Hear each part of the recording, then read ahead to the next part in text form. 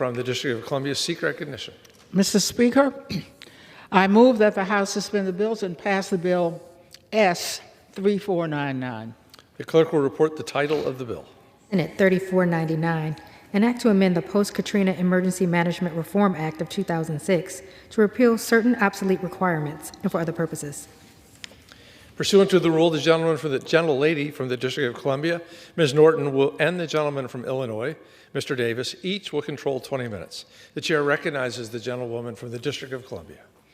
Mr. Speaker, I ask unanimous consent that all members have 5 legislative days within which to revise and extend their remarks and include extraneous material on S.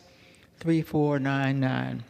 Without objection, Mr. Speaker, I yield myself such time as I may consume. the gentlelady is recognized. Mr. Speaker, this bill will repeal a section of the Post-Katrina Emergency Management Reform Act of 2006 to conform the act with government-wide federal acquisition regulation changes to subcontracting limits. The National Defense Authorization Act of 2009 directed the Federal Acquisition Regulatory Council to institute a government-wide limitation on excessive subcontracting.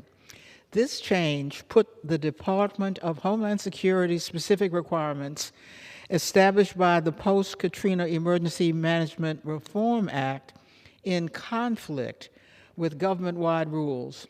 This bill simply repeals the Department of Homeland Security's obsolete requirement. I urge my colleagues to support this bill, and I reserve the balance of my time. Lady reserves. The gentleman from Illinois is recognized. Mr. Speaker, I know that I'm starting with 20 minutes, so I won't ask how much time I have left. Thank you. I also rise in support of Senate Bill 3499, which amends the Post-Katrina Emergency Management Reform Act of 2006. This bill repeals outdated Department of Homeland Security contracting requirements that set a limit of 65% for subcontracting costs. The National Defense Authorization Act of 2009 established a subcontracting cost limit at 70%. Unfortunately, these conflicting limits have just created confusion for contractors in emergency response and recovery efforts since then. Repealing this obsolete provision will make subcontracting cost limits consistent with the rest of the federal contracting regime. And Mr. Speaker, I'll remind you that issues like this are not issues that are going to make the 24-hour news cycle, but it's fixing broken pieces of the bureaucracy right here in this institution that can actually help communities recover faster. And if we don't address issues that aren't newsworthy according to the media experts, then we waste taxpayer dollars, we don't help communities recover, and frankly, we don't make government work for the people.